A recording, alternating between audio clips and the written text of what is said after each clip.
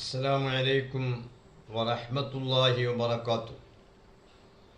الحمد لله رب العالمين. اللهم صل على سيدنا محمد الفاتح لما أغلق والخاتم لما سبق ناصر الحق بالحق والهادي إلى صراطك المستقيم صلى الله عليه وعلى آله حق قدره ومقداره العظيم. പൈതൃകം മീഡിയ ശ്രോതാക്കളെ, സഹോദര സഹോദരികളെ, സമസ്ത കേരള ജമിയത്തുൽ ഉലമയുടെ ചരിത്ര നാടുവഴികളിലൂടെയുള്ള നമ്മുടെ പ്രഭാഷണ പരമ്പരയുടെ 50-ാം ദിവസമാണ് ഇന്ന്. കഴിഞ്ഞ 49 ദിവസങ്ങളിൽ ഹ്രസ്വമായ നിലയിൽ സമസ്ത കേരള ജമിയത്തുൽ ഉലമയുടെ ചരിത്ര നാടുവഴികൾ നമ്മൾ പറഞ്ഞു വരികയാണ്. ഇപ്പോൾ നാം എത്തിയിരിക്കുന്നത് സമസ്ത കേരള ജമിയത്തുൽ ഉലമയുടെ ഊന്നുവടിയായി വിശേഷിപ്പിക്കുന്ന സമസ്ത കേരള സുന്നി യുവജന സംഘം എന്ന യുവപ്രസ്ഥാനത്തിൻ്റെ ചരിത്രത്താളുകളാണ്. ബഹുമാനപ്പെട്ട സുൽത്താനുൽ ഉലമ AP ഉസ്താദ് ജനറൽ സെക്രട്ടറിയും സുന്നികളുടെ എക്കാലത്തെയും ആവേശമായിരുന്ന മർഹൂം EK ഹസൻ മുസ്ലിയാരുടെ നേതൃത്വത്തിൽ SYS പുനഃസംഘടിപ്പിക്കപ്പെട്ടപ്പോൾ അത് തന്നെ ബഹുമാനപ്പെട്ട പാണക്കാട് സയ്യിദ് PMSA പൂക്കോയ തങ്ങളുടെ ആശീർവാദത്തോടുകൂടെ ബഹുമാനപ്പെട്ട ചാപ്പനങ്ങാടി ബാപ്പ മുസ്ലിയാരുടെ അനുഗ്രഹത്തോടുകൂടെ AP ഉസ്താദ് സംഘടന തലപ്പത്ത് വന്നപ്പോൾ സംഘടന വലിയ വിജയം വരിച്ച ചരിത്രവശങ്ങളാണ് നമ്മളിപ്പോൾ പറഞ്ഞുകൊണ്ടിരിക്കുന്നത്. എല്ലാ മേഖലകളിലും സംഘാടന മികവ് കൊണ്ട് മാത്രമല്ല, ഏത് നിലക്ക് നോക്കുകയാണെങ്കിലും ഈ വർത്തമാനകാലത്ത് ഉസ്താദിനോളം പ്രഭ ചൊരിഞ്ഞ ഒരു മഹാത്മാവിനെ നമുക്ക് അതുപോലത്തെ വേറൊരാളെ കണ്ടെത്താൻ കഴിയുകയില്ല. അതുകൊണ്ട് തന്നെ സമസ്ത കേരള സുന്നി യുവജന സംഘവും സമസ്ത കേരള ജമിയത്തുൽ ഉലമയും വലിയ ജനകീയ അടിത്തറയുള്ള പ്രസ്ഥാനമായി മാറുകയും വൈജ്ഞാനിക വിപ്ലവങ്ങളിലൂടെ ഏവരാലും ശ്രദ്ധിക്കപ്പെട്ട ഒരു പ്രസ്ഥാനമായി നമ്മുടേത് മാറുകയും ചെയ്തു.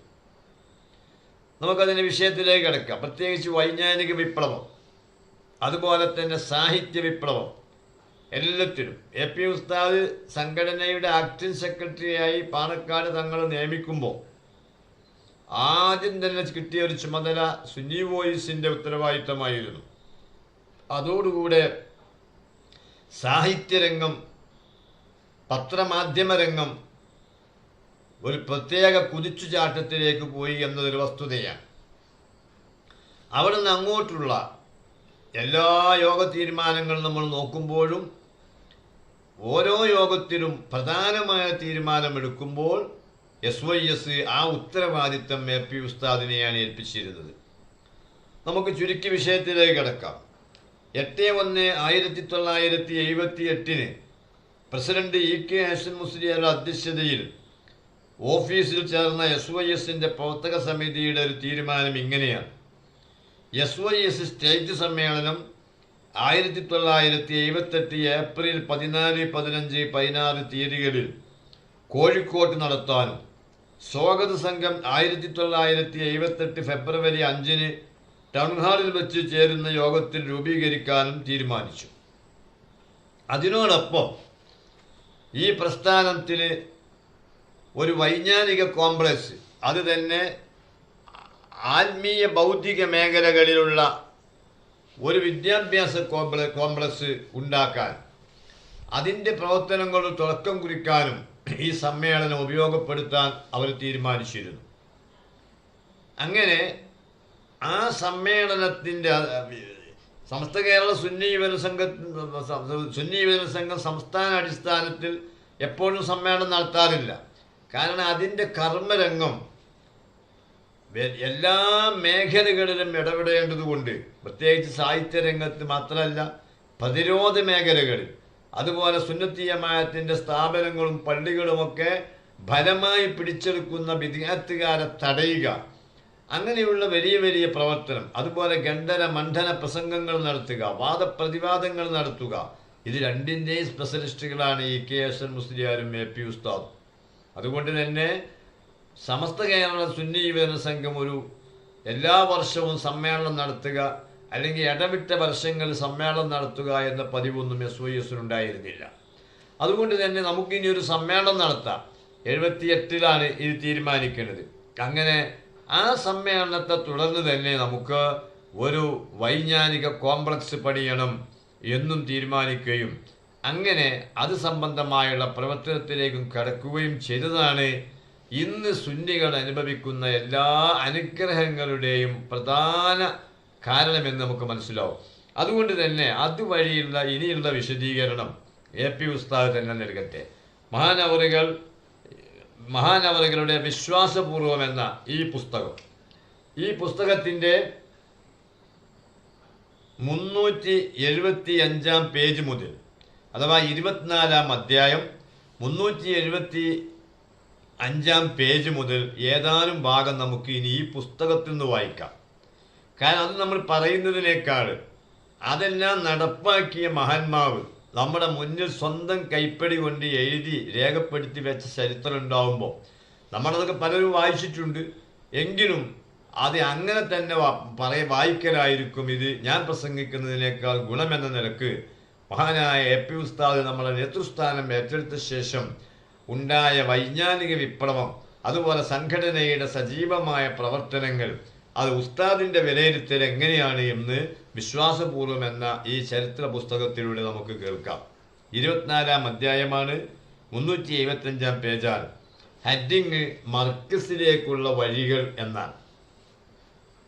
സമസ്തയുടെ സെക്രട്ടറി ചുമതല ഏറ്റെടുത്ത് അധികം താമസിയാതെ SYSന്റെ ഉത്തരവാദിത്വവും എൻ്റെ ചുമലിൽ വന്നു വീണു.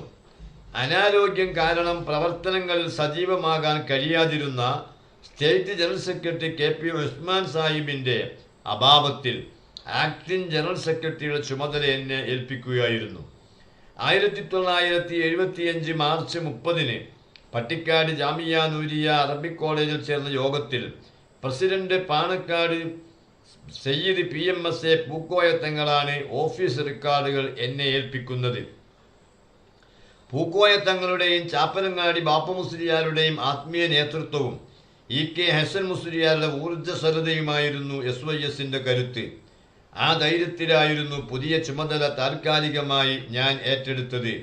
ഒരു അഖിലേന്ത്യാ കമ്മിറ്റി രൂപീകരിക്കുക എന്നതായിരുന്നു ആദ്യത്തെ ചുമതല.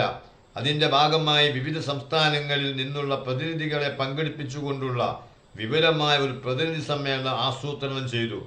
തമിഴ്നാട്, കർണാടക, മഹാരാഷ്ട്ര സംസ്ഥാനങ്ങളിൽ ജോലി ചെയ്യുന്ന മലയാളികളെ ഉപയോഗപ്പെടുത്തിക്കൊണ്ട് പ്രധാനപ്പെട്ട സിറ്റികൾ കേന്ദ്രീകരിച്ച് SYS കമ്മിറ്റികൾ അതിനോടകം തന്നെ നിലവിൽ വന്നിരുന്നു. അതാത് സംസ്ഥാനങ്ങളിലെ തദ്ദേശീയരായ പ്രതിനിധികളെ കൂടി പങ്കെടുപ്പിച്ചുകൊണ്ടുള്ള സമ്മേളനമായിരുന്നു മനസ്സിൽ ആസൂത്രണം ചെയ്തത്. ആ വഴിക്കുള്ള പ്രവർത്തനങ്ങൾ നടത്തിക്കൊണ്ടിരിക്കെയാണ് PMSA പൂക്കോയ തങ്ങളുടെ വേർപാടുണ്ടായത്. 1976 ഓഗസ്റ്റിൽ കോഴിക്കോട് ടൗൺ ഹാളിൽ ചേർന്ന SYS വാർഷിക ജനറൽ ബോഡിയിൽ വെച്ച് അഖിലേന്ത്യാ SYSന്റെ ഒരു അഡ്വോക്ക് കമ്മിറ്റി നിലവിൽ വന്നു. SYS ജനറൽ സെക്രട്ടറി പദവി ഏറ്റെടുക്കണമെന്ന് യോഗം എന്നോട് ആവശ്യപ്പെട്ടു. സുന്നി ടൈംസിന്റെ പത്രാധിപ സമിതി കൺവീനർ ഉൾപ്പെടെ നിലവിലുള്ള ഉത്തരവാദിത്തങ്ങളുടെ ബാഹുല്യം യോഗത്തെ ബോധ്യപ്പെടുത്തി. ചാപ്പനങ്ങാടി ബാപ്പ മുസ്ലിയാരായിരുന്നു അതിന് മറുപടി പറഞ്ഞത്. ഇത് നിങ്ങളെ ഏൽപ്പിക്കപ്പെട്ട അധികാരമാണ്, ഏറ്റെടുക്കണം, അള്ളാഹുവിൻ്റെ സഹായമുണ്ടാകും. EK Hasan Musliyar president, Sayyid ഫضൽ Pookoya Thangal, Sayyid Hyder Ali Shihab Thangal, K Kunhabdulla Pattelar തിരുത്തി വൈസ് പ്രസിഡന്റുമാർ, Kanthapuram AP Aboobacker Musliyar general secretary, Moymon Haji, VM Koya master, KK Ahmed, AKB Moulavi Iringavoor joint സെക്രട്ടറിമാർ, കാര്യാട്ട് കുഞ്ഞമ്മദ് ഹാജി ആയഞ്ചേരി ട്രഷറർ എന്നിങ്ങനെയുള്ള കമ്മിറ്റി നിലവിൽ വന്നു. ഈ കമ്മിറ്റിയുടെ ആദ്യ യോഗത്തിലെ തീരുമാനപ്രകാരം 5 ലക്ഷം രൂപയുടെ ഒരു പ്രവർത്തന ഫണ്ട് സംസ്ഥാന കമ്മിറ്റി നേരിട്ട് കണ്ടെത്താൻ വേണ്ടി EK ഹസൻ മുസ്ലിയാരും അമേർദ് തങ്ങളും ഞാനും കൂടി മംഗലാപുരത്ത് പോയി. 5 ഉറുപ്പികയുടെ ബാധ്യതയുള്ള കണക്ക് ബുക്കുമായിട്ടാണ് AP ഉസ്താദ് SYSന്റെ ആക്ഷൻ സെക്രട്ടറി സ്ഥാനം പാണക്കാട് PMSA പൂക്കോയ തങ്ങളിൽ നിന്ന് ഏറ്റെടുത്തത് എന്ന് ഇന്നലെ ഞാൻ കേൾപ്പിക്കുകയുണ്ടായി. അതുകൊണ്ട് തന്നെ നമുക്ക് 5 ഉറുപ്പ്യ കടാനുള്ളപ്പോൾ നിലവിൽ ഉസ്താദ് ഏറ്റെടുത്ത SYS. അതുകൊണ്ട് ഒരു 5 ലക്ഷം ഉറുപ്പ്യയുടെ ഫണ്ട് ഉണ്ടാക്കാൻ വേണ്ടി ആ സംസ്ഥാന കമ്മിറ്റി 3 ആളെ അധികാരപ്പെടുത്തി. ആ 3 ആൾ, 1 EK ഹസൻ മുസ്ലിയാരാണ്, 2 AP ഉസ്താദാണ്, 3 അവേലത്തെ തങ്ങളാണ്. അങ്ങനെ അവേലത്തെ തങ്ങളും EK ഹസൻ മുസ്ലിയാരും അവേലത്തെ തങ്ങളും ഞാനും കൂടി, അഥവാ ഞാൻ AP ഉസ്താദും കൂടി മംഗലാപുരത്ത് പോയി. തടിക്കച്ചവടക്കാരനും മംഗലാപുരത്തെ പൗരമുഖ്യനുമായ മൊയ്തീൻ കുഞ്ഞി ഹാജിയെ കാണലായിരുന്നു ലക്ഷ്യം. പണ്ഡിതന്മാരെ സ്നേഹിക്കുകയും അറിവിനെ സേവിക്കുകയും ചെയ്യുന്ന ഉദാരമതിയായിരുന്നു ഹാജിയാർ. ഉദ്ദേശ ലക്ഷ്യങ്ങൾ പറഞ്ഞപ്പോൾ 5000 രൂപ അദ്ദേഹം സംഭാവനയായി നൽകി. അൽഹംദുലില്ലാഹ്, ആ 5000ന്റെ വളർച്ചയാണ്. വനക്തുബു മാ ഖദ്ദമു വആസാറഹും വകുല്ല ഷൈഇൻ അഹ്സൈനാഹു ഫീ ഇമാമിൻ മുബീൻ. സൂറത്ത് യാസീൻ ആദ്യത്തെ മുബീൻ അല്ലാഹ് പറഞ്ഞതുപോലെ ആ ആജിക്കാൻ്റെ മൊയ്തീൻ കുഞ്ഞി എന്ന മംഗലാപുരം ആജിക്കയുടെ 5000 ഉറുപ്പികയാണ് യഥാർത്ഥത്തിൽ ഇന്ന് ഈ മഹാപ്രസ്ഥാനത്തിൻ്റെ സാമ്പത്തിക സ്രോതസ്സിൻ്റെ ആരംഭമെന്ന് നാം മനസ്സിലാക്കണം. അള്ളാഹു അദ്ദേഹത്തിൻ്റെ പാരത്രിക പദവി ഉയർത്തിക്കൊടുക്കട്ടെ. ഉദ്ദേശ ലക്ഷ്യങ്ങൾ പറഞ്ഞപ്പോൾ 5000 രൂപയാണ് അദ്ദേഹം സംഭാവനയായി നൽകിയത്. അന്നേ ധാരാളം വിദ്യാഭ്യാസ സ്ഥാപനങ്ങളുള്ള നഗരമായിരുന്നു മംഗലാപുരം. പഠനത്തിന് വേണ്ടി കേരളത്തിൽ നിന്നെത്തിയ ധാരാളം വിദ്യാർത്ഥികൾ അവിടെയുണ്ട്. ആ സ്ഥാപനങ്ങൾ കേന്ദ്രീകരിച്ച് നടക്കുന്ന കച്ചവട സ്ഥാപനങ്ങളുടെ നടത്തിപ്പുകാരിൽ നല്ലൊരു പങ്കും മലയാളികളാണ്. ഇതൊക്കെ കണ്ടാണ് ഞങ്ങളുടെ മടക്കയാത്ര.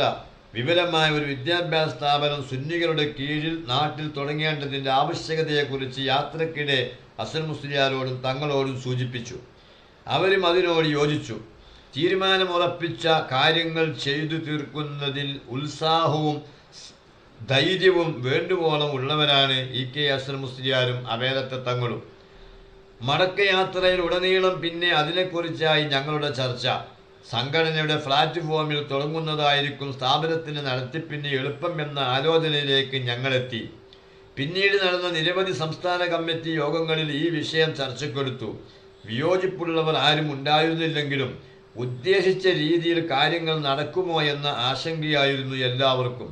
പ്രാഥമിക ആലോചനകൾ നടത്തി ഒരു റിപ്പോർട്ട് സമർപ്പിക്കാൻ ഞങ്ങൾ 3 പേരും ഉൾക്കൊള്ളുന്ന ഒരു സബ് കമ്മിറ്റിയെയും ചുമതലപ്പെടുത്തി.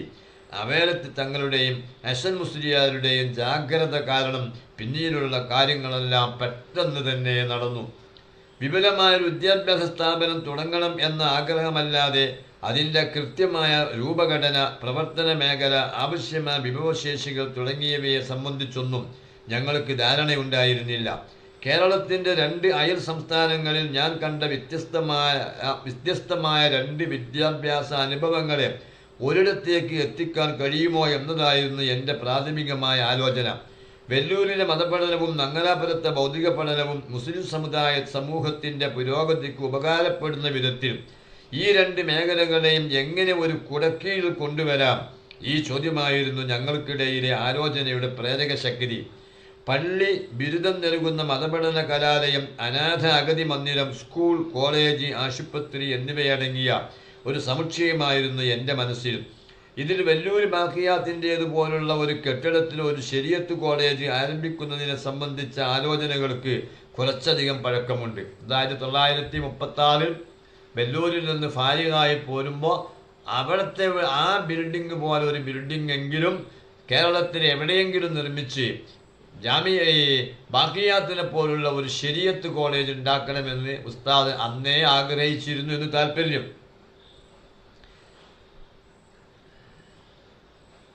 ഒടുവിൽ ആദ്യഘട്ടമെന്ന നിലയിൽ പള്ളി, ശരിയത്ത് കോളേജ്, അനാഥ മന്ദിരം എന്നിവ തുടങ്ങുന്ന വിധത്തിലുള്ള 1 കോടി രൂപയുടെ പദ്ധതി സംസ്ഥാന കമ്മിറ്റിയിൽ അവതരിപ്പിച്ചു. 5 ലക്ഷം രൂപയുടെ പ്രവർത്തന ഫണ്ട് സ്വരൂപിക്കാൻ ഓടി നടക്കുന്ന ഘട്ടത്തിലാണ് 1 കോടിയുടെ പുതിയ പദ്ധതി. സ്വപ്ന പദ്ധതി എന്നതിനേക്കാൾ ഏറെ സ്വപ്നത്തിലുള്ള പദ്ധതി എന്ന് പറയുന്നതാവും ശരി. ഉസ്താദിൻ്റെ ശൈലി നോക്കൂ നിങ്ങൾ. സ്വപ്ന പദ്ധതി എന്ന് പറയുന്നതിനേക്കാൾ സ്വപ്നത്തിൽ കണ്ട ഒരു പദ്ധതി എന്ന് പറയാനാവും ശരി. SYS സംസ്ഥാന കമ്മിറ്റി ആ പദ്ധതിക്ക് അംഗീകാരം നൽകി. അത് നമ്മൾ മിനിറ്റ്സ് പറയുന്നുണ്ട്, 1 കോടി ഉറുപ്പികയുടെ അംഗീകാരം നൽകിയെന്ന്. SYSന്റെ സിൽവർ ജൂബിലി സമ്മേളനത്തിൽ വെച്ച് സ്ഥിരസ്ഥാപനം, അതായത് 1976 ഏപ്രിലിൽ നടത്താൻ തീരുമാനിച്ച സമ്മേളനം, അതാണ് സിൽവർ ജൂബിലി സമ്മേളനം. ആ സമ്മേളനത്തിൽ ഒരു ശിലാസ്ഥാപനം നടത്താൻ കഴിയും വിധത്തിൽ കാര്യങ്ങൾ നീക്കാനും അനുയോജ്യമായ സ്ഥലം കണ്ടെത്താനും അവേനത്ത് തങ്ങളെയും എന്നെയും ചുമതലപ്പെടുത്തി. 1978 ഏപ്രിൽ 14, 15, 16 തീയതികളിലേക്കാണ് സമ്മേളനം നിശ്ചയിച്ചത്. SYSന് കീഴിൽ 1 കോടി രൂപയുടെ വിദ്യാഭ്യാസ സ്ഥാപനം വരുന്നു എന്ന വാർത്ത പുറത്തു വന്നു. അത്ഭുതം, ജിജ്ഞാസ, പരിഹാസം, സഹതാപം എന്നിങ്ങനെ സമ്മിശ്ര പ്രതികരണങ്ങളായിരുന്നു. ഞങ്ങൾക്കാവട്ടെ ഏറെ പ്രതീക്ഷയും. അന്ന് 1 കോടി എന്ന് കേട്ടാൽ മൂല്യന്മാർക്ക് വന്ന ശമ്പളം.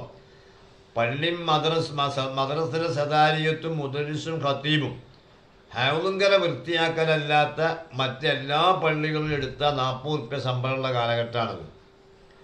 ആ കാലഘട്ടത്തിലാണ് 1 കോടി ഉറുപ്പികയുടെ പദ്ധതി. അപ്പം ആരെയും കുറ്റം പറയേണ്ട. ജനങ്ങൾക്ക് എന്തുണ്ടാവും? അത്ഭുതം ഉണ്ടാവും, ജിജ്ഞാസ ഉണ്ടാവും, പരിഹാസം ഉണ്ടാവും, സഹതാപം ഉണ്ടാവും.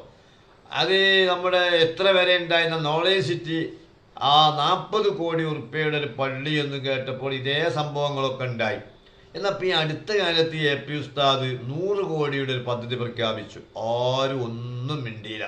കാരണം എന്തുകൊണ്ട്? മർക്കസ് പദ്ധതിക്ക് വേണ്ടി ആദ്യം പ്രഖ്യാപിച്ച 1 കോടി അന്ന് തന്നെ പരമാവധി കളിയാക്കി പരിഹസിച്ച് ചിരിച്ച് പലരും മരിച്ചുപോയി. പക്ഷെ ആ 1 കോടി അത് 100,000 കോടിയായി മാറി. അതുപോലെ 40 കോടിയുടെ പള്ളി എന്ന് പറഞ്ഞ് കുറേയൊക്കെ കളിയാക്കി നോക്കിയെങ്കിലും ആ പള്ളി യാഥാർത്ഥ്യമായി. അപ്പോൾ പിന്നെ ഇവിടെ ഒരു യൂണിവേഴ്സിറ്റി തുടങ്ങാൻ വേണ്ടി 100 കോടിയുടെ പദ്ധതി പ്രഖ്യാപിച്ചപ്പോൾ ആരും നാവനക്കണില്ല. അവരെല്ലാവരും മൗനപ്രാർത്ഥനയിലാണ്. അല്ലാഹുവേ, നീ വലിയ അനുഗ്രഹമാണ് ചെയ്തത്. ആ മനുഷ്യൻ്റെ വായ കൊണ്ട് 1000 കോടി പറഞ്ഞില്ലല്ലോ. അത് കണ്ടാൽ അതും ഞങ്ങൾക്ക് സഹിക്കാനുള്ള കെൽപ്പുണ്ടാവില്ല. അതുകൊണ്ട് 100 കോടിയിൽ നീ ചുരുക്കിത്തന്നല്ലോ എന്ന പ്രാർത്ഥനയിലാണ് അവരിപ്പോൾ കഴിയുന്നത്. എല്ലാവർക്കും അള്ളാഹു സൽബുദ്ധി കൊടുക്കട്ടെ. ഹൈറാത്തുകളിൽ പങ്കെടുത്തവർക്കൊക്കെ അള്ളാഹു മതിയായ പ്രതിഫലം നൽകട്ടെ. വിഷയത്തിലേക്ക് വരാം. നമുക്കിനി വായന തുടരാം. മർക്കസ് ശിലാസ്ഥാപനത്തിൻ്റെ മുന്നോടിയായി അവേനത്ത് തങ്ങളും ഫസൽ ബുക്കോയ തങ്ങളും ഞാനും UAE ഒരു പര്യടനം നടത്തിയിരുന്നു. 1976 ഹജ്ജിന് ശേഷം മക്കയിൽ നിന്നും UAE നടത്തിയ ആ യാത്രയുടെ സാഹസത്തെക്കുറിച്ച് തുടക്കത്തിൽ സൂചിപ്പിച്ചിട്ടുണ്ട്. ഈ പുസ്തകത്തിൻ്റെ ഈ ഗ്രന്ഥത്തിന്റെ തുടക്കത്തിൽ അത് പറയുന്നുണ്ട്. വളരെ ക്ലേശകരമായിരുന്ന ആ യാത്ര ആളുകളെ കണ്ടെത്താനോ യാത്രകളും യോഗങ്ങളും സംഘടിപ്പിക്കാനോ മറ്റു സഹായങ്ങൾക്കോ ആരുമില്ല. ദുബായിൽ പാസ്പോർട്ട് ഓഫീസിൽ സഹായിയായി ജോലി ചെയ്യുന്ന മമ്മി എന്നൊരാൾ 10-15 ആളുകളെ ഒരിടത്ത് കൂട്ടിക്കൊണ്ടുവന്നു. ഓരോരുത്തരും 10ഉം 20ഉം റിയാലുകൾ തന്നു. അങ്ങനെ ചെറിയ തുകകൾ സ്വരൂപിച്ചുകൊണ്ടായിരുന്നു ആ യാത്ര. അബുദാബിയിൽ സുന്നി സംഘടനകളുടെ പ്രവർത്തനം തുടങ്ങിയിട്ടേ ഉണ്ടായിരുന്നുള്ളൂ. കാഞ്ഞങ്ങാട്ടുകാരൻ CH അഷ്റഫ് മൗലവി ദുബായിൽ വന്ന് ഞങ്ങളെ അബുദാബിയിലേക്ക് കൂട്ടിക്കൊണ്ടുപോയി. ഇസ്ലാമിക് സെന്ററിൽ ഒരു സ്വീകരണം തന്നു. ചെറിയൊരു സദസ്സാണ്. യോഗം അവസാനിച്ചപ്പോൾ PK മുഹമ്മദ് മൂസ മൗലാന എന്നൊരാൾ വന്ന് പരിചയപ്പെട്ടു. ജപ്പാൻ മൗലാന എന്നാണ് അദ്ദേഹം അറിയപ്പെട്ടിരുന്നത്. സുഭാഷ് ചന്ദ്രബോസിൻ്റെയും ഇന്ത്യൻ നാഷണൽ ആർമിയുടെയും അനുഭാവിയായിരുന്നു അദ്ദേഹം. ജപ്പാനെ പിന്തുണച്ചതുകൊണ്ടാണ് ജപ്പാൻ മൗലാന എന്നറിയപ്പെട്ടത്. മലയാളിയാണ്. എടപ്പാടിനടുത്തുള്ള കോക്കൂർ സ്വദേശിയാണ് അദ്ദേഹം. ഇന്ത്യൻ നാഷണൽ ആർമിയിൽ ചേരാൻ വേണ്ടി നാടുവിട്ട മൗലാന വിഭജനകാലത്ത് പാകിസ്ഥാനിൽ പെട്ടുപോയി. അവിടെ നിന്നും ദുബായിലേക്ക് വന്നതാണ്. ഒരു അറബി അദ്ദേഹത്തിൻ്റെ മാതാവിൻ്റെ പേരിൽ 100 അനാഥകൾക്ക് താമസിച്ച് പഠിക്കാൻ ആവശ്യമായ ഒരു കെട്ടിടം നാട്ടിൽ പണിയാൻ ഉദ്ദേശിക്കുന്നുണ്ട്. അത് ഏൽപ്പിക്കാൻ പറ്റിയ ആളുകളെ കണ്ടെത്താൻ എന്നെ ചുമതലപ്പെടുത്തിയിട്ടുണ്ട്. നിങ്ങൾക്ക് ഏറ്റെടുക്കാൻ പറ്റുമെങ്കിൽ നന്നാവും. ജപ്പാൻ മൗലാനയുടെ വാക്കുകൾ ഞങ്ങൾക്ക് ആശ്വാസം നൽകി. അറബിയെ നേരിൽ കണ്ട് സംസാരിക്കാമെന്ന് തീരുമാനിച്ച് ഞങ്ങൾ ആ രാത്രി പിരിഞ്ഞു. പിറ്റേ ദിവസം അറബിയെ കണ്ട് ഞങ്ങളുടെ ഉദ്ദേശ ലക്ഷ്യങ്ങൾ വിശദീകരിച്ചു കൊടുത്തു.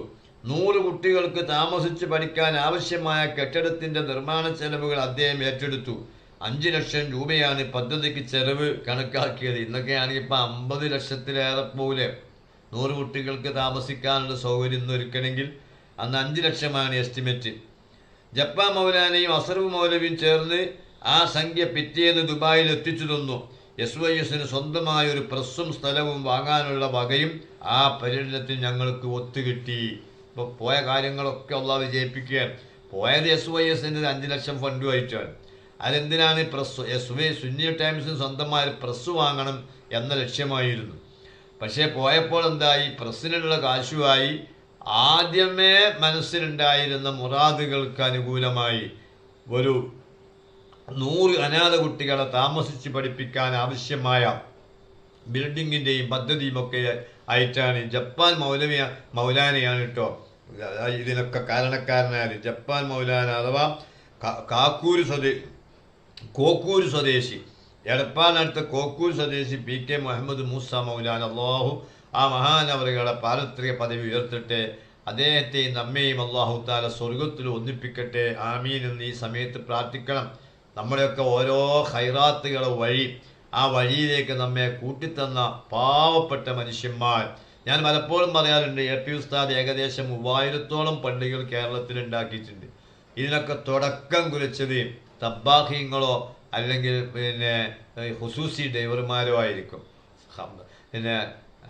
അങ്ങനത്തെ, കാരണം അവർ അറബി വീടുകളിൽ ജോലി ചെയ്യുമ്പോൾ സാഹിബ് ഖാസ് നമ്മൾ ഈ ടാക്സി പ്രൈവറ്റ് ഡ്രൈവർമാർ, അറബികളുടെ ഡ്രൈവർമാർ, അവരെ തബ്ബാഖ്, അവിടുത്തെ അടുക്കളയിലെ ജോലിക്കാർ, ഇവരൊക്കെയാണല്ലോ അറബികളുമായി പരിചയം ഉണ്ടാവുക.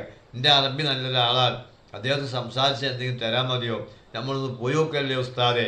അങ്ങനെ ഉസ്താദിനെ കൂട്ടിക്കൊണ്ടുപോകുന്നു, സംസാരിക്കുന്നു, പള്ളി കിട്ടുന്നു, കുടിവെള്ള പദ്ധതിയാകുന്നു. ഇതിലൊക്കെ നോക്കൂ നമ്മുടെ മൂസ മൗലാന, ജപ്പാൻ മൗലാന. അള്ളാഹു അദ്ദേഹത്തിൻ്റെ അതുപോലെ ഈ ഇത്തരം വിഷയങ്ങളിൽ പങ്കാളികളായ എല്ലാവരുടെയും ആഖിറം അള്ളാഹു വെളിച്ചമാക്കി കൊടുക്കട്ടെ. ആമീൻ. നമുക്ക് പ്രാർത്ഥിക്കാം. അൽഹംദുലില്ലാ, ഞങ്ങൾ നാട്ടിലെത്തി. ഏകദേശം ലക്ഷ്യങ്ങളൊക്കെ ഇങ്ങനെ തുടക്കം കുറിക്കാനുള്ള ഫണ്ടുമായിട്ടാണ് നാട്ടിലെത്തിയത്. സ്ഥാപനത്തിന് അനുയോജ്യമായ ഒരു സ്ഥലം കണ്ടെത്താൻ വേണ്ടി നടത്തിയ യാത്രകളെ സംബന്ധിച്ച് നേരത്തെ പറഞ്ഞതാണ്. മലപ്പുറം കോഴിക്കോട് ജില്ലകളിലായി ഏകദേശം 30ഓളം സ്ഥലങ്ങൾ പോയി നോക്കി. പക്ഷേ സ്ഥിരസ്ഥാപനം നടത്താൻ നിശ്ചയിച്ച ദിവസം അടുത്തെത്തിയിട്ടും സ്ഥലം കിട്ടിയില്ല. വിഷമം പറയാൻ ഞങ്ങളൊരു ദിവസം ഷെയ്ഖുന CMനെ പോയി കണ്ടു. CM മുഹമ്മദ് മടവൂർ അബൂബക്കർ മുസ്ലിയാരെ പോയി കണ്ടു.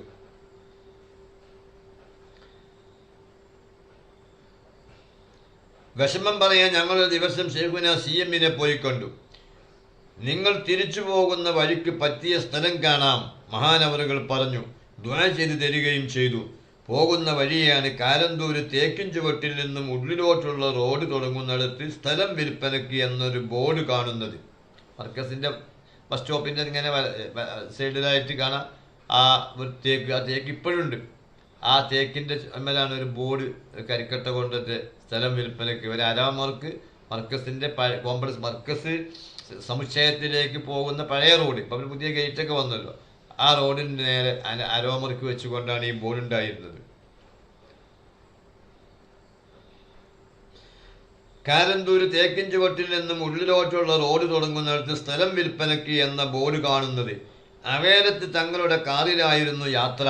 കൊടുവള്ളി അധികാരിയും കുഞ്ഞമ്മദാജി, അദ്ദേഹം മർക്കസിൻ്റെ ഏറെ കാലം ഖജാൻജിയായി മൗത്തായി പോയ മഹാനാണ് അധികാരി കൊടുവള്ളി കുഞ്ഞമ്മദാജി. അധികാരി ഹാജിയും ഞങ്ങളുടെ കൂടെ. അവേലത്ത് തങ്ങളുടെ കാറിലായിരുന്നു യാത്ര. കൊടുവള്ളി അധികാരിയും കൂടെയുണ്ട്. അവിടെ ഇറങ്ങി അന്വേഷിച്ചു. KP ചന്ദ്രൻ എന്നയാളുടേതാണ് സ്ഥലം. 5.5 ഏക്കർ സ്ഥലമുണ്ട്. 10 ഏക്കറെങ്കിലും വേണമെന്നായിരുന്നു ഞങ്ങളുടെ ഉദ്ദേശ്യം. പക്ഷേ ഞങ്ങൾ ആഗ്രഹിച്ചതുപോലെ നിരപ്പായുള്ള സ്ഥലം, ഷെയ്ഖുന CM പറഞ്ഞ സ്ഥലം ഇത് തന്നെ.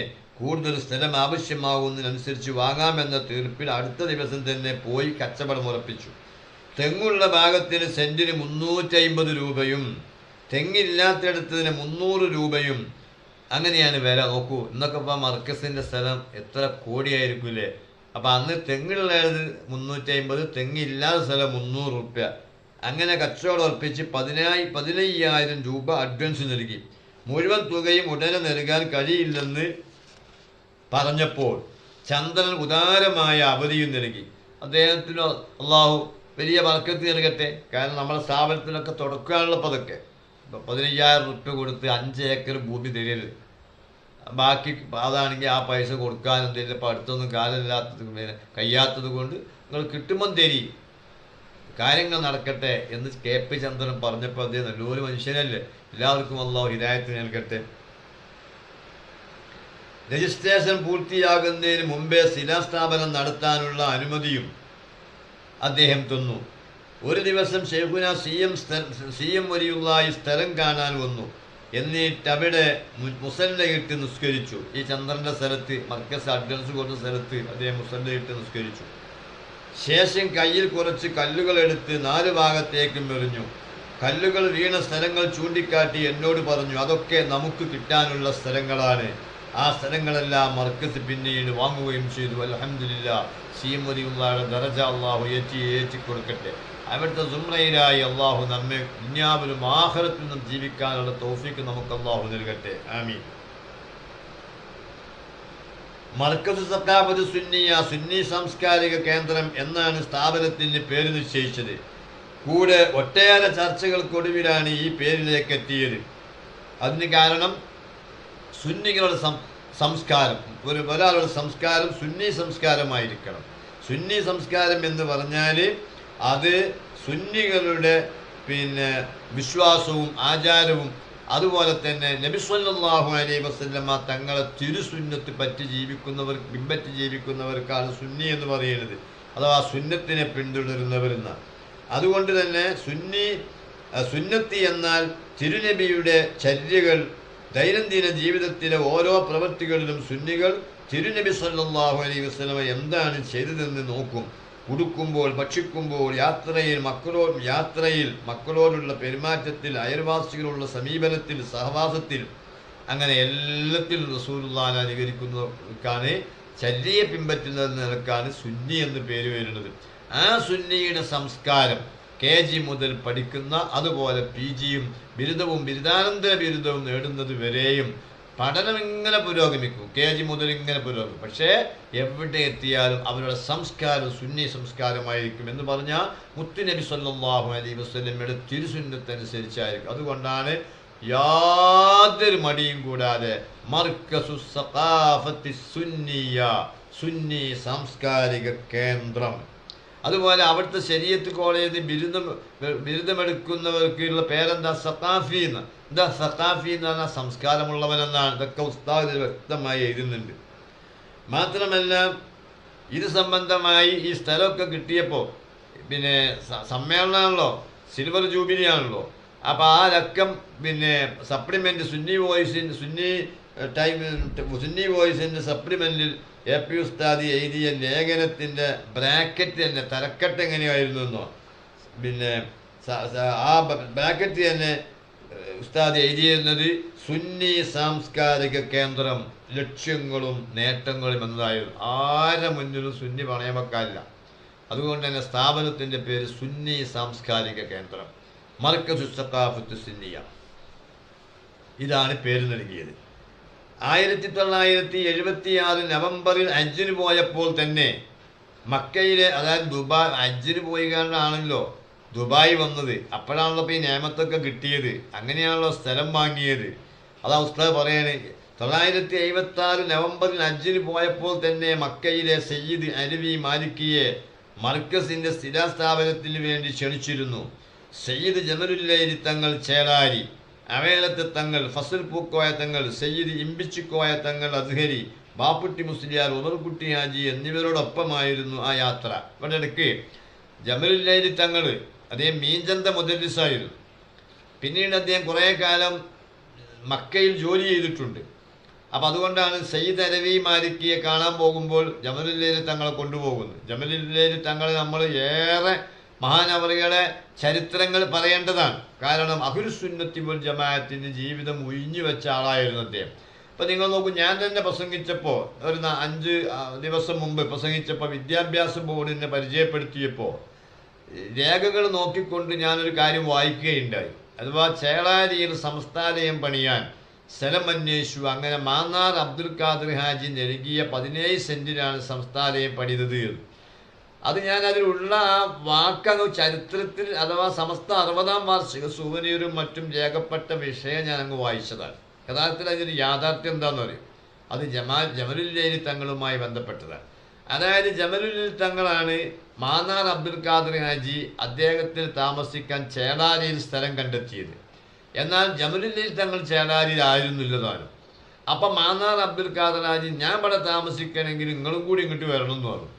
അങ്ങനെ ജമലുൽ തങ്ങൾക്ക് വീട് വെക്കാനുള്ള സ്ഥലം മാന്നാർ അബ്ദുൽ ഖാദർ ഹാജിയാണ്.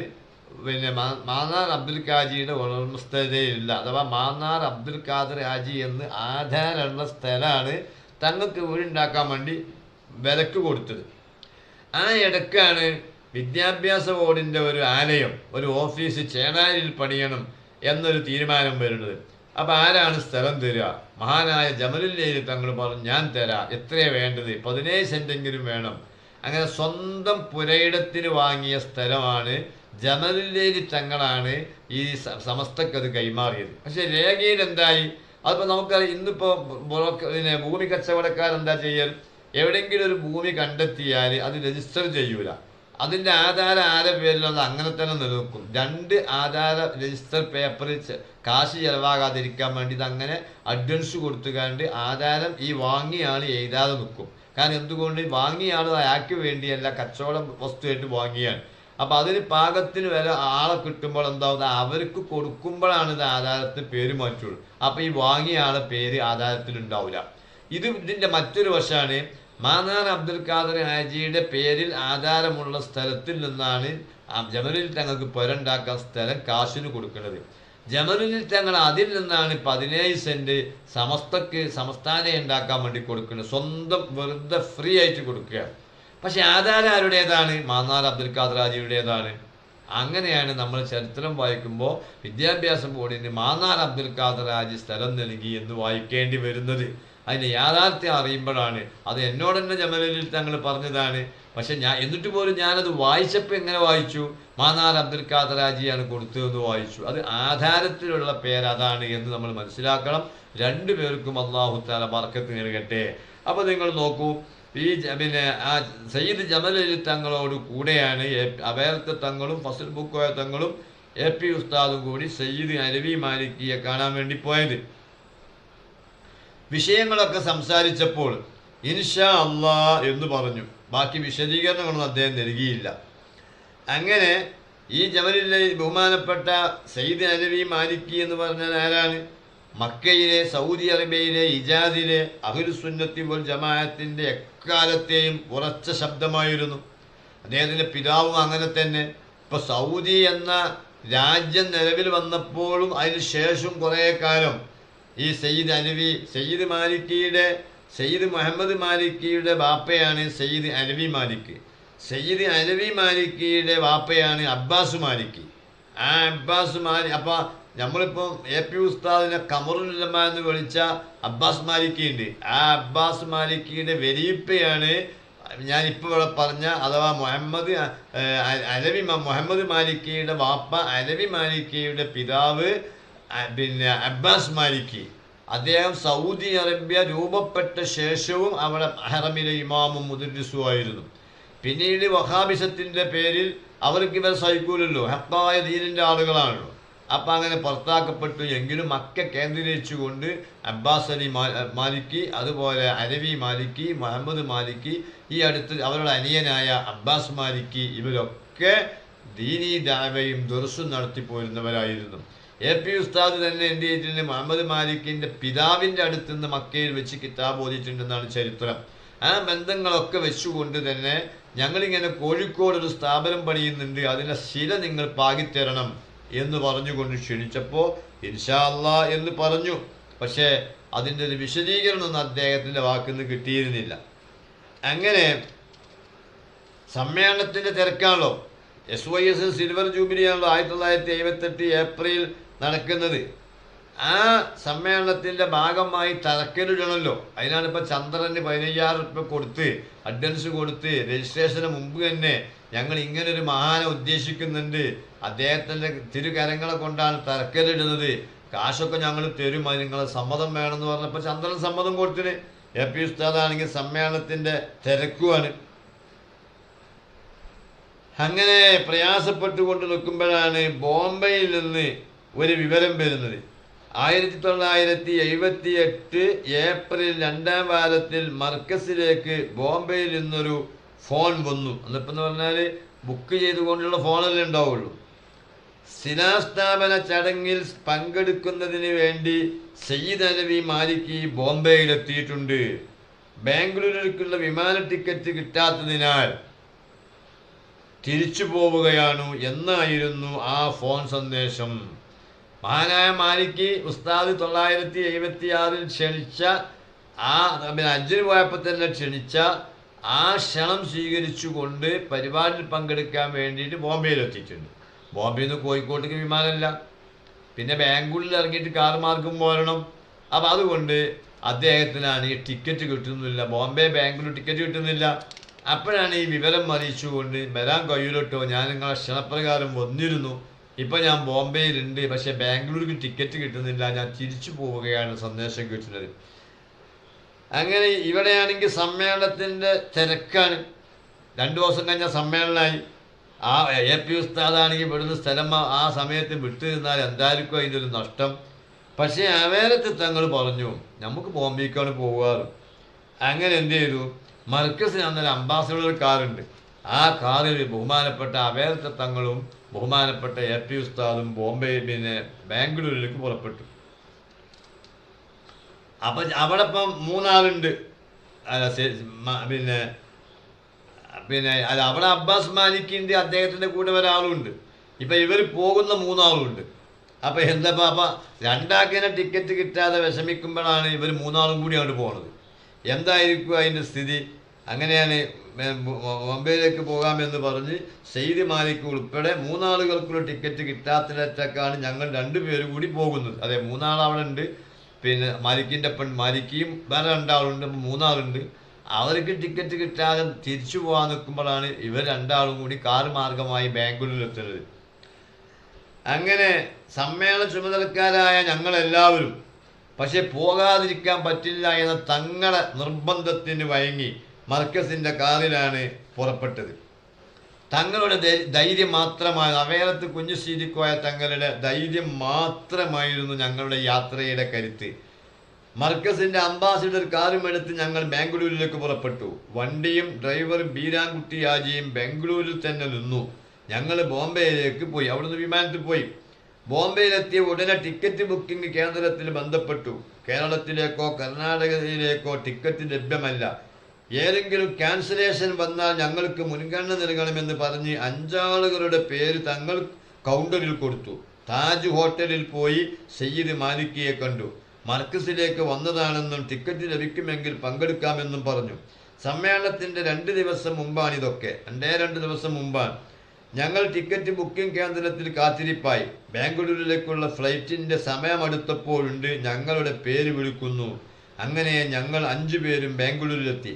കാറിൽ കോഴിക്കോട്ടേക്ക് പുറപ്പെട്ടു. ഇത്തരം കുടുങ്ങിയ യാത്ര ചെയ്തൊന്നും ശീലമില്ലെങ്കിലും സയ്യിദ് മാലിക്കിയും സംഘവും എല്ലാ പരിമിതികളും പ്രയാസങ്ങളിലും ക്ഷമിച്ചു. ഏപ്രിൽ 16 ആ വിശുദ്ധ കരങ്ങൾ കൊണ്ട് മർക്കസിന് സ്ഥിരവാകി. UAE മതകാര്യ വകുപ്പ് ഉദ്യോഗസ്ഥനായ ഷെയ്ഖ് മുഹമ്മദ് ഇബ്രാഹിം ദീക്കും ചടങ്ങിൽ പങ്കെടുത്തു. വൈകിട്ട് നടന്ന SYS സിൽവർ ജൂബിലി ഉദ്ഘാടന സമ്മേളനത്തിൽ പങ്കെടുത്ത ശേഷം അതിഥികൾ തിരിച്ചുപോയി. വാക്യം നമുക്ക് നാളെ വായിക്കാം. ബഹുമാനപ്പെട്ട AP ഉസ്താദ് അൽഹംദുലില്ലാ അദ്ദേഹത്തിൻ്റെ അനുഭവങ്ങളില്ലേ, അത് നിങ്ങളെല്ലാവരും ഈ പുസ്തകം വായിച്ചിട്ടുണ്ടാവും. പിന്നെ ഈ പുസ്തകത്തിൽ ഇത് രേഖപ്പെട്ട് കിടക്കുമ്പോൾ ഞാൻ പിന്നെ അതിൽ അപ്പുറം പറയേണ്ടെന്നുള്ള നിലക്ക് അത് വായിച്ചു എന്നേ ഉള്ളൂ. അല്ലാഹു സുബ്ഹാനഹു വ തആല ഇതൊക്കെ നമ്മിൽ നിന്ന് കബൂൽ ചെയ്യട്ടെ. ചുരുക്കത്തിൽ AP ഉസ്താദ് ഈ പ്രസ്ഥാനത്തിൻ്റെ നായകനായി വന്നതോടുകൂടെ അത്യപൂർവമായ അത്ഭുതകരമായ വളർച്ച സുന്നത്തി ജമാഅത്തിന് കിട്ടി. ആദ്യമായി സുന്നികൾക്കൊരു സാംസ്കാരിക നിലയത്തിനിതാ ശിലയിട്ടു. അതും പരിശുദ്ധ റസൂലിൻ്റെ പേരമകൻ, അതും റസൂലുള്ളാഹിന്റെ ജന്മനാട്ടിൽ ജനിച്ച് അവിടെ തന്നെ ദീനി നടത്തുന്ന സയ്യിദ് മുഹമ്മദ് മാലിക്കിയെ കൊണ്ടുവന്ന് ചിലപ്പാകിയിരിക്കുന്നു. അള്ളാഹു മാലിക്കിയുടെ പാരത്രിക പദവി ഉയർത്തട്ടെ. ആ കുടുംബത്തിൻ്റെ മൊത്തം പാരത്രിക പദവി അള്ളാഹു ഉയർത്തട്ടെ. അവരെയും നമ്മയും ഒക്കെ അള്ളാഹു ജന്നാത്തുൽ ഫിർദൗസിൽ ഒന്നിപ്പിക്കട്ടെ. വ ആമീൻ. വ ആഖിറു ദഅ്വാനാ അൽഹംദുലില്ലാഹി റബ്ബിൽ ആലമീൻ. ഇന്നത്തെ പ്രഭാഷണം 50-ാമത്തെ പ്രഭാഷണമാണെന്ന് ഞാൻ പറഞ്ഞു. അല്ലാഹു സുബ്ഹാനഹു വ തആല ഇതിലൊക്കെ നമുക്ക് ബറക്കത്ത് ചെയ്യട്ടെ. വാഖിറു ദഅ്വാനാ അൽഹംദുലില്ലാഹി റബ്ബിൽ ആലമീൻ. അസ്സലാമു അലൈക്കും വറഹ്മത്തുള്ളാഹി വബറകാതുഹു.